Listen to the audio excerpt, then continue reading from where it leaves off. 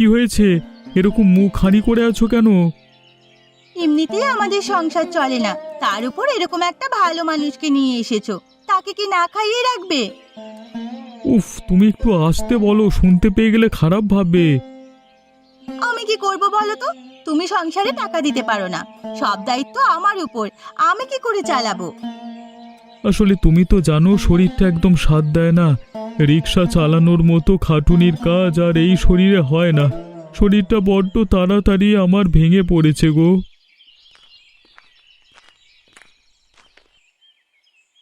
কিরে রিক্সা চালক, রাজার বেটা হয়ে উঠেছিস নাকি আজকাল?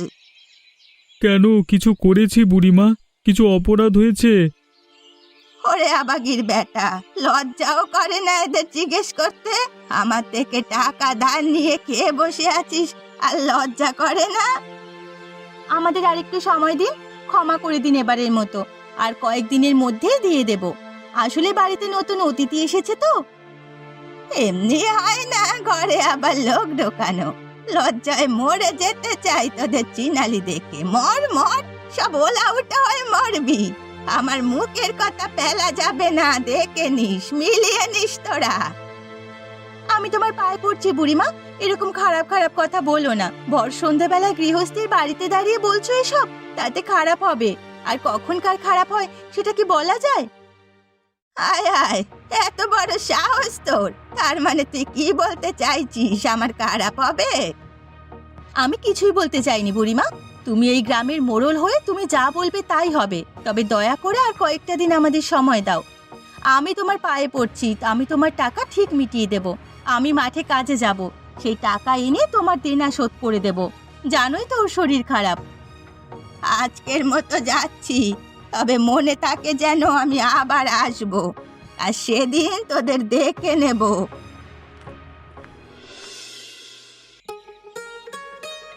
তুমি কি চাও বলো তো?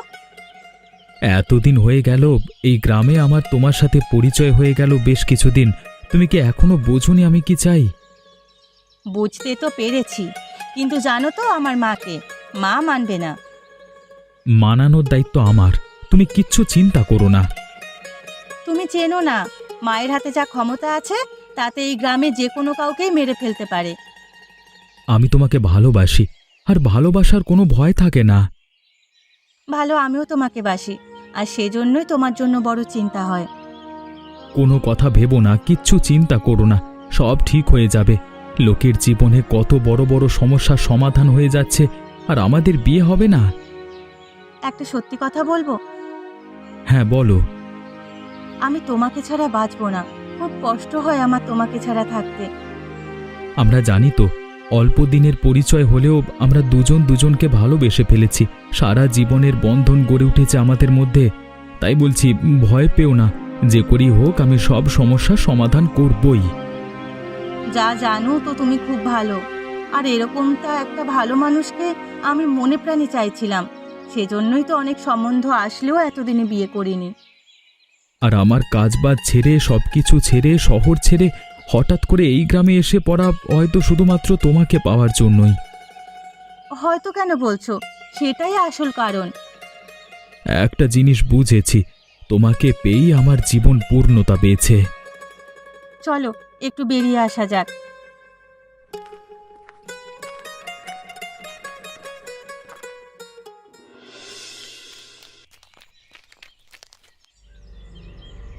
একটা বিশেষ খবর দেওয়ার ছিল বুড়িমা।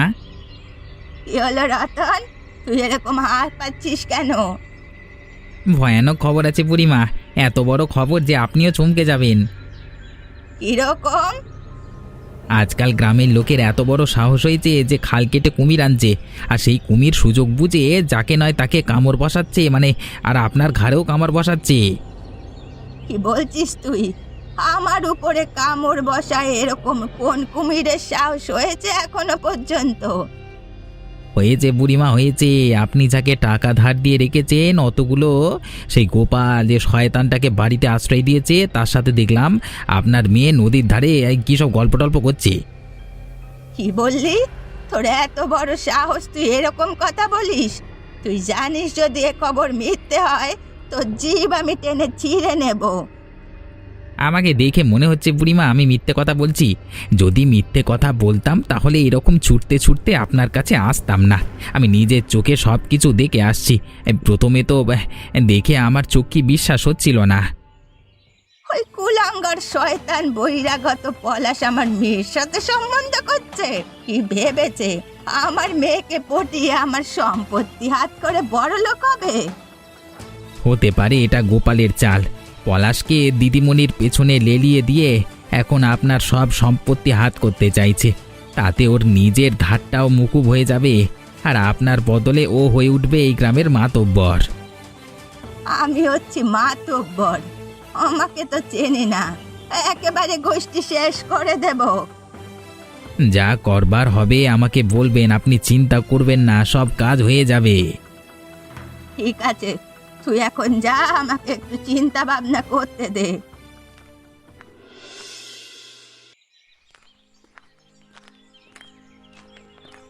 কিরে লাট সাহেবের বউ, কি করছিস?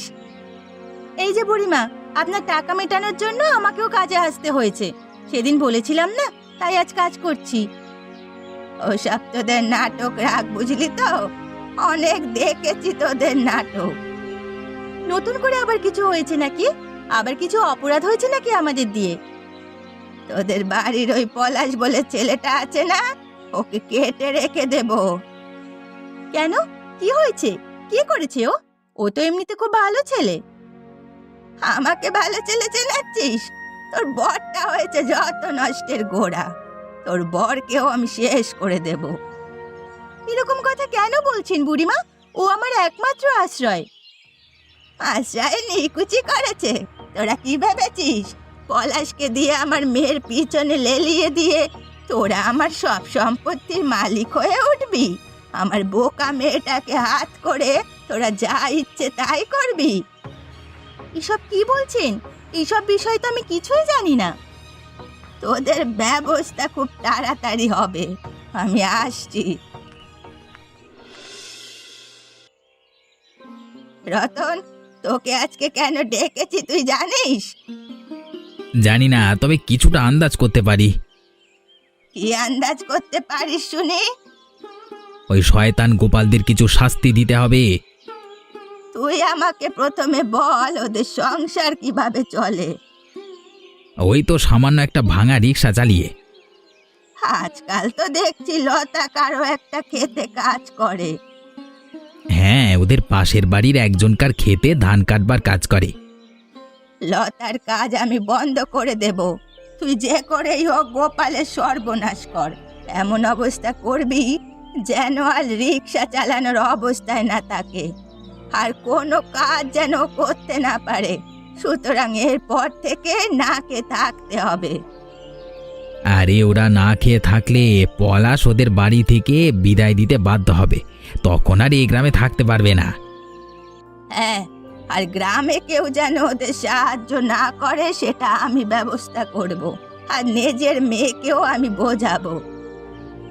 আপনি কিচ্ছু চিন্তা করবেন না, এই রতনের হাত যেখানে পৌঁছেছে সেখানে লোক নিশ্চিন্তে থাকতে পারেনি। সেজন্যই তো তোকে এত ভরসা করি। ওর রিক্সা যেন আমি আর কাল থেকে রাস্তায় না দেখি। দেখবেন না বুড়িমা, সাথে ওর মান সম্মান সব নষ্ট করে দেব। আজকে দুপুরে গ্রামের রিক্সা স্ট্যান্ডে ওর রিক্সা ভেঙে দেব আমি। পারলে ওর হাত পা ভাঙিস, এমন শিক্ষা দিবি যেন এসব চিন্তা ভাবনা করার আর সাহস না পায়। আপনাকে কিছু ভাবতে হবে না বুড়িমা, আপনি আমার উপর পুরো দায়িত্বটা দিয়ে দিয়েছেন, এবার আমি দেখব। যখন থেকে জানতে পেরেছি আমার গা জ্বলে যাচ্ছে। আমার নিজেরও অসম্ভব রাগ হচ্ছে, তাই আমি সেদিন আপনাকে দৌড়াতে দৌড়াতে খবরটা দিয়ে এলাম। ঠিক আছে, এরপর থেকে আর কোনো সমস্যা হবে না, আমি আসছি।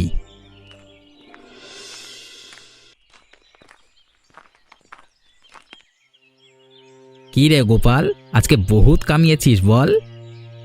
না গো, আজকে বিশেষ রোজগার হয়নি। মারছো কেন? ওরে বাবা! কি ভেবেছিস কি তুই? পলাশকে আমাদের পেছনে লেলিয়ে দিয়ে গ্রামের রাজা হয়ে উঠবি? আমি কিছু বুঝতে পারছি না। আমার এরকম কোনো উদ্দেশ্য নেই। আমি গরিব মানুষ, গরিব হয়েই থাকতে চাই। তোর ন্যাকামো দেখাচ্ছি আমি। এই দেখ আমি তোর সাথে কি করি। এ কি করছো? ছেড়ে দাও, এটাই আমার একমাত্র উপায়। এটা ছাড়া আমি না খেতে পেয়ে মরে যাব। তোরা না খেতে পেয়ে মরিস সেটাই বুড়িমা চায়, আর এই গ্রামে বুড়িমা যেটা চায় সেটাই হয়। আমি তো কারোর কোনো ক্ষতি করিনি, তাহলে আমার সাথে এরকম করছো কেন? এই বাড়িতে গিয়ে তোর বন্ধু পলাশকে বুঝিয়ে দিবি যে মোড়লের মেয়ের দিকে যদি তাকায় তাহলে এরকমই শাস্তি হবে, আর খুব তাড়াতাড়ি যাতে ওই গ্রামে থাকতে না পারে তার ব্যবস্থা করব। তোমরা ভুল ভাবছো ব্যাপারটাকে, তোমরা খারাপভাবে নিও না। বাঁচাও, বাঁচাও তোমরা, দেখো আমাকে বিনা কারণে উদুম ঠেঙাচ্ছে, মারছে। আজকের মতো চলে যাচ্ছি, এর শাস্তি তুই হারে হারে পাবি। এই বুড়িমার অত্যাচার দিন দিন বেড়ে যাচ্ছে, এদের শায়েস্তা করতেই হবে।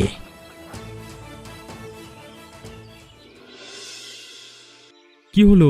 এতদিন পরে দেখা হলো, কথা বলছো না কেন? তোমার সাথে কথা বলতে ইচ্ছে করছে না তাই? কেন, কি হয়েছে? আমি কি অপরাধ করেছি?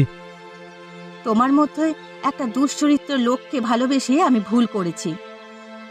মানে কি বলছো তুমি?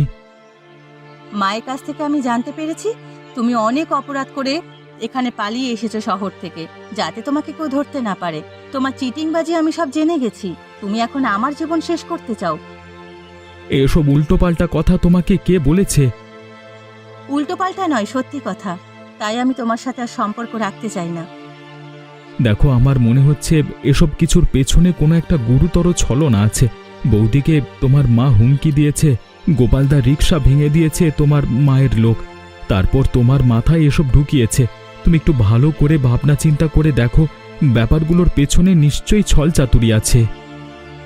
এখন তুমি আমাকে বোঝাবে কোনটা ঠিক আর কোনটা ভুল।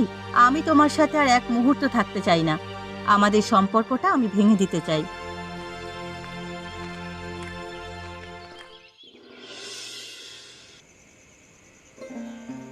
কি হয়েছে পলাশ, তোকে এরকম লাগছে কেন? আমি বেশ বুঝতে পারছি এসব কিছুর পেছনে বুড়িমা আছে। আমাদের ব্যাপারটা জানতে পেরে গেছে, তাই সবকিছু ঘটাচ্ছে। তুই এত দেরিতে বুঝলি রে? আমি তো আগেই বুঝে গেছি। নীলিমার কানে বিষ ঢেলে আমার থেকে দূরে করতে চাইছে। আজও স্পষ্ট করে বলে দিয়েছে যে আমার সাথে কোনো সম্পর্ক রাখতে চায় না। আমি নাকি অনেক বাজে বাজে কাজ করে এখানে পালিয়ে এসেছি ভয়ে। ওরা আমাদের উপর অত্যাচার করছে এই কারণে যে তুই যাতে এখানে থাকতে না পারিস। যে করি হোক, আমাদের প্রতিরোধ করতে হবে, কিন্তু উপায় কি? একটা উপায় আছে। কি উপায় গো? আজকে যখন আমাকে মারধর করছিল তখন দেখলাম গ্রামের লোকজন রিক্সা স্ট্যান্ডে ভয়ানক রেগে গেছিল। ওরা যদি ঘিরে না আসতো তাহলে রতন হয়তো আরও মারতো আমাকে, শুধুমাত্র রিক্সা ভেঙে শান্ত হতো না। এটা তো ভালো লক্ষণ যে গ্রামের লোক আর সহ্য করতে পারছে না। ঠিক এই জায়গাটাই কাজে লাগাতে হবে আমাদের। আমরা গোপনে গ্রামের লোকেদের রাগিয়ে তুলব। তারপর গ্রামের লোকেরা যখন আর বুড়িমাকে মানতে চাইবে না, ওই মোড়লের ক্ষমতা আর যখন পছন্দ করবে না, তখন ওর উচিত শাস্তি হবে। তাহলে চলো, কালকে থেকে ওই কাজে লেগে পড়া যাক। যতক্ষণ না উচিত শাস্তি দিচ্ছি ততক্ষণ বিপদ কাটবে না। বুড়িমা, বাইরের লোকজন যেরকম ক্ষেপে আছে তাতে মনে হচ্ছে এক্ষুনি ঘরে আক্রমণ করবে। ওরা অত রেগে গেল কেন? ওরা আর মানতে চাইছে না আমাদের রাজত্ব, মানে আপনার রাজত্ব। কি চায় ওরা? আপনাকে ক্ষমতা থেকে সরাতে। হঠাৎ করে এমন হলো কেন? আগে তো ওরা আমার বেশ ভালোই অনুগত ছিল। আমি যখন গোপালকে মারছিলাম তখন সবাই আমাকে ধরে মারতে আসছিল, তাই আমি ভয়ে পালিয়ে এসেছি। কি বলছিস কি? আগেও তো তুই অনেক মারধর করেছিস, তখন তো এরকম হয়নি। আগের ব্যাপারটা আলাদা ছিল আর এখন ব্যাপারটা আলাদা। এখন সবাই গোপাল আর পলাশকে বেশি ভালোবাসে। হায় রে, এই ক্ষমতাটাই ছিল আমার একমাত্র ভালো থাকার কারণ, আর এই ক্ষমতা একদিন চলে যাবে আমি ভাবতে পারিনি। এখন মনে হচ্ছে ক্ষমতার অপব্যবহার করে ভুল করেছি। আমার শরীরটা কেমন লাগছে। কি হয়েছে বুড়িমা?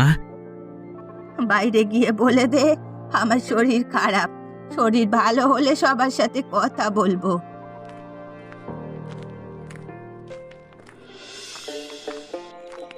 এই দেখো লতা, কাকে নিয়ে এসেছি। ও মা, নীলিমা এসেছো? এসো এসো। পলাশ, একবার বাইরে আয়। নীলিমা, আজকে তোমাকে রাস্তায় দেখে কেন নিয়ে এলাম জানো? তার কারণ হয়তো তুমিও বুঝতে পারছো যে তোমার মা হিংসে করে অনেক কিছু কাণ্ড ঘটিয়েছে। তার একটাই কারণ, তোমার আর পলাশের মধ্যে সম্পর্কে বিচ্ছেদ। আমি তো এই কথাটাই ওকে বোঝাবার চেষ্টা করলাম সেদিন, কিন্তু বোঝাতে পারিনি। আমি যতদূর খবর পেয়েছি তোমার মায়ের শরীর খারাপ। হ্যাঁ, গ্রামের লোকেরা আর মাকে মানতে চাইছে না, তাই খুব ভেঙে পড়েছে। তার কারণ তুমি জানো? কি কারণ? তার কারণ হচ্ছে গ্রামের লোকেরা সবাই বিশ্বাস করে যে তোমার এবং পলাশের সম্পর্কটা খুব ভালো। সাথে সবাই বুঝে গেছে যে তোমার মা বিনা কারণে তোমাদের মধ্যে ঝামেলা পাকাচ্ছে আর আমাদের বিপদে ফেলছে, সেই জন্য আর কেউ মানতে চাইছে না। সেটা আমিও বুঝতে পেরেছি কিছুটা। আমিও মনে মনে খুব অনুতপ্ত ওকে কষ্ট দিয়ে। যাই হোক, যা হয়েছে ছাড়ো, আমরা নতুন করে আবার জীবনটা শুরু করি। আর কোনো কথা নাই, আমি নিজের দায়িত্বে বিয়ের অনুষ্ঠান করব। মায়ের শরীর ভালো নয়, মায়েরা সিদ্ধান্ত নেওয়ার ক্ষমতা নেই। সেটাই ভালো হবে, তুমি তাড়াতাড়ি আয়োজন করো, আমরা পাশে আছি। কি যাই হোক, আজ আমরা এমনি ছেড়ে দিচ্ছি না। আজ আমাদের গরিবের বাড়িতে খাওয়া দাওয়া করে যেতে হবে তোমাকে। ভেতরে এসো।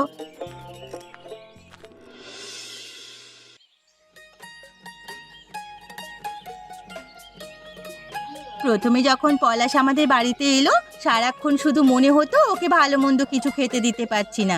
আসলে আমরা গরিব তো, কিন্তু আজ পলাশকে আনন্দ করে খেতে দেখে মনটা ভরে গেছে। হ্যাঁ হ্যাঁ, খেয়ে নাও খেয়ে নাও, অতিথির সেরা দাওয়াত। পরে বুঝবে বিয়ে করবার কত মজা। আহা, ওরকম করে বলছো কেন? ওরকম করে বললে বেচারার মন ভেঙে যাবে। আজ আমার জীবনের সবথেকে আনন্দের দিন।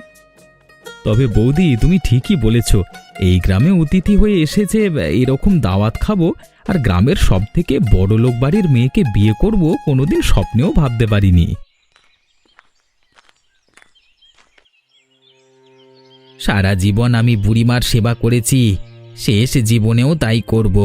আজকে বুড়িমা ওনার কৃতকর্মের জন্য লজ্জিত, আর আমিও ক্ষমা চেয়ে নিচ্ছি তোমাদের কাছে। তোমাদের যা ক্ষতি হয়েছে রিক্সা সমেত সবকিছু আমি ফিরিয়ে দেব। গ্রামের সবার সামনে দাঁড়িয়ে আমি ক্ষমা চেয়ে নেব গোপালকে অপমান করবার জন্য। আমি স্বার্থপরের মতো নিজের মেয়ের ক্ষতি করতে চেয়েছি, তাই এক ঝটকায় উপরওয়ালা আমাকে এরকম বিপদে ফেলে দিলেন। আমার আর ক্ষমতা নেই মোড়লগিরি করার। এরপর থেকে গ্রামের মানুষ যা ভালো মনে করবে তাই হবে। মোড়ল হিসেবে আমি তোমাকে কোনোদিন ক্ষমা করতে পারবো না, তবে মা হিসেবে তোমাকে ক্ষমা করতে পারি। দেখো নীলিমা, তোমাকে একটা কথা বলি, ক্ষমা মানুষের ধর্ম। উনি যা করেছেন সেটা ভুলে যাও। ওনার শেষ জীবনে পাশে থাকা আমাদের কর্তব্য। হ্যাঁ, ঠিক কথা। আর উনি আমারও মা, তাই এখন থেকে ওনার সব দায়িত্ব আমারও। সবার কপাল মনে হয় আমার মতো ভালো হয় না। এত পাপ করার পরেও আমাকে তোরা এত ভালোবেসেছিস। দয়া করে তোমরা আমার মতো খারাপ চক্রান্ত করো না।